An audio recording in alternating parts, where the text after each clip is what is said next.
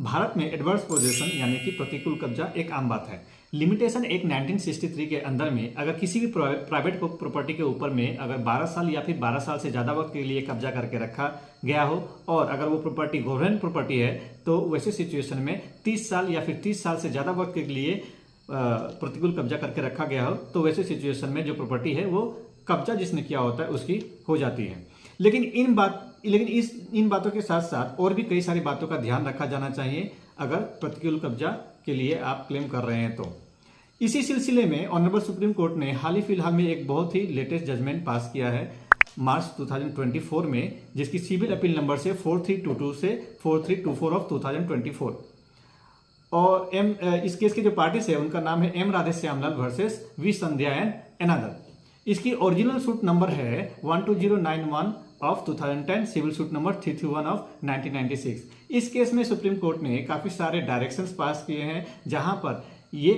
Adverse possession से related adverse possessions को proof करने के लिए किन किन बातों का ध्यान रखा जाना चाहिए इसके बारे में बहुत ही डिटेल में बताया गया है।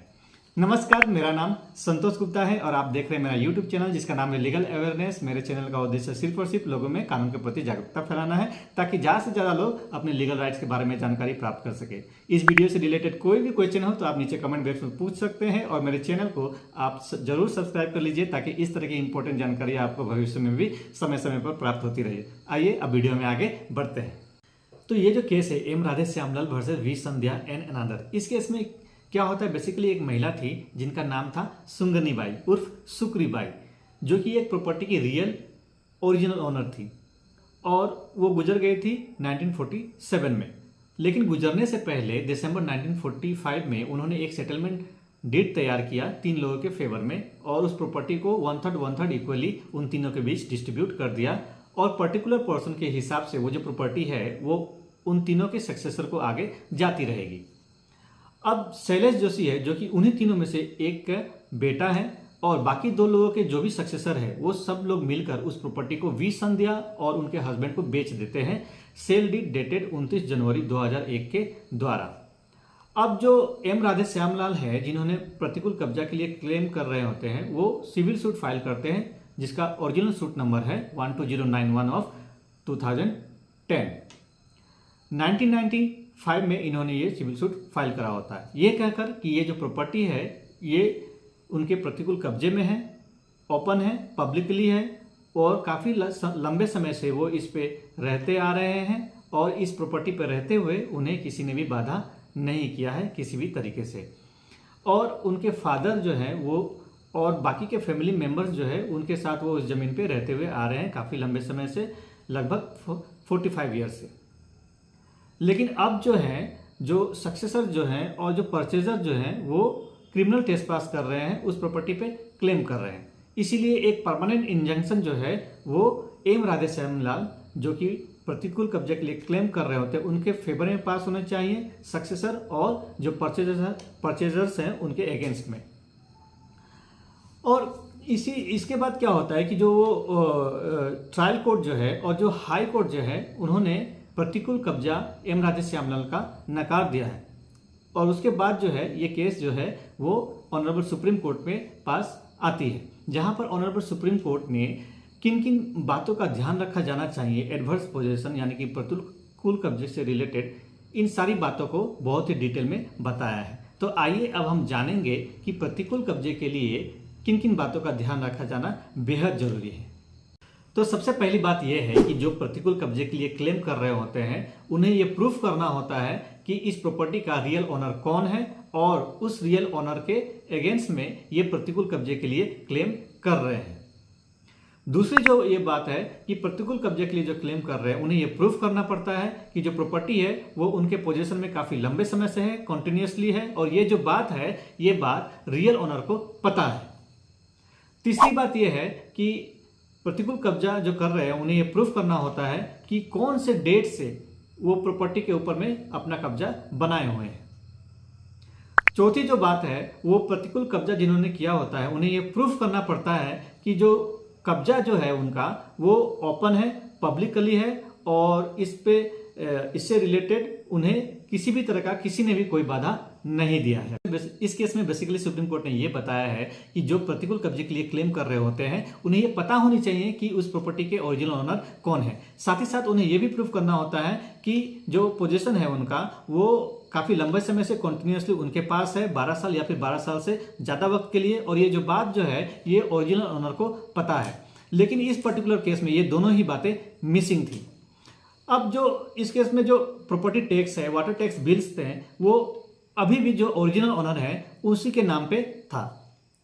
और जो एम राधे श्यामलाल है यानी कि जिन्होंने प्रतिकूल कब्जे के लिए क्लेम करा रहता है, वो हाउस टैक्स पेमेंट से रिलेटेड कोई भी डॉक्यूमेंट प्रोड्यूस करने में असफल रहते हैं। और उस प्रॉपर्टी के ऊपर में जो मकान बना हुआ होता है उसका हालत बहुत ही जर्जर हो रखा होता है, और एम राधे श्यामलाल उसे ठीक या फिर रिपेयर करने में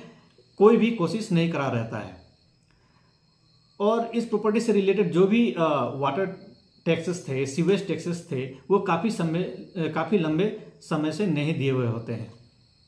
इस केस में बहुत ही इंटरेस्टिंग बात ये निकल कर आती है कि एम राधे श्यामलाल जो है उन्होंने एक कंप्लेन फाइल किया होता है पुलिस के पास में 25 अगस्त 1995 में। उस कंप्लेन में उन्होंने ये कहा होता है कि पिछले 35 सालों से उस प्रॉपर्टी का जो पोजीशन है वो उनके पास में है, यानी कि 1960 से वो पोजीशन उनके पास में है।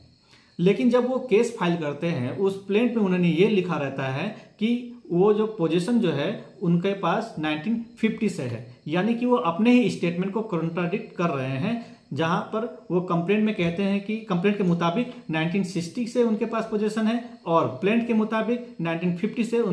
पोजीशन उनके पास में है। यानी कि उन्हें खुद को पता नहीं होता कि कौन से डेट से उस प्रॉपर्टी का पोजीशन उनके पास में है। और ट्रायल कोर्ट और हाई कोर्ट इन्हीं चीज़ों को ध्यान में रखते हुए इनके प्ली को, इनके एडवर्स पोजीशन के प्ली को रिजेक्ट कर देते हैं।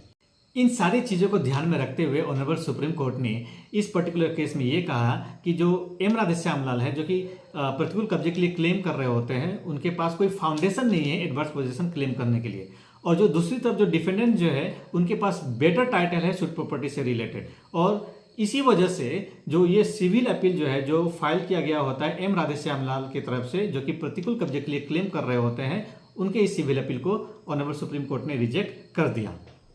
तो आज के इस वीडियो में हमने ये जाना कि एडवर्स पोजीशन यानी कि प्रतिकूल कब्जे से रिलेटेड किन किन बातों का ध्यान रखा जाना चाहिए। तो सबसे पहला तो ये है कि जो एडवर्स पोजीशन के लिए क्लेम कर रहे होते हैं उन्हें ये पता होना चाहिए कि उस प्रॉपर्टी के ओरिजिनल ओनर कौन है, और उस ओरिजिनल ओनर के अगेंस्ट में एडवर्स पोजीशन क्लेम कर रहे होते हैं।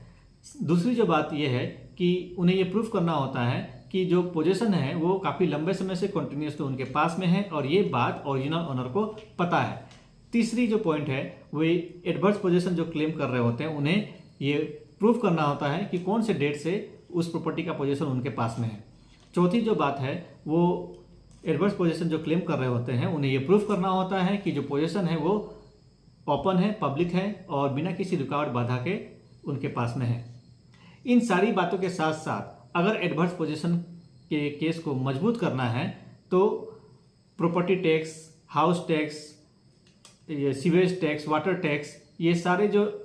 समय समय पर देते रहना चाहिए। साथ ही साथ अगर उस प्रॉपर्टी पे कोई मकान बनी हुई है तो अगर वो मकान अगर खराब हो रही होती है तो उसका समय समय पर रिपेयर करते रहना चाहिए। आशा करता हूं कि एडवर्स पोजीशन यानी कि प्रतिकूल कब्जे से रिलेटेड जानकारी देने में मैं आपको सफल रहा होऊंगा। और ये वीडियो अगर आपको पसंद आई है तो वीडियो को लाइक कर दीजिएगा और मेरे चैनल को सब्सक्राइब कर लीजिएगा ताकि इस तरह की इंपॉर्टेंट जानकारियाँ आपको समय समय पर प्राप्त होती रहे। अगर वीडियो से रिलेटेड कोई भी क्वेश्चन है तो आप नीचे कमेंट बॉक्स में पूछ सकते हैं। मैं एक बार फिर हाजिर होऊंगा एक नए वीडियो के साथ। तब तक के लिए नमस्कार, स्वस्थ रहें, खुश रहें।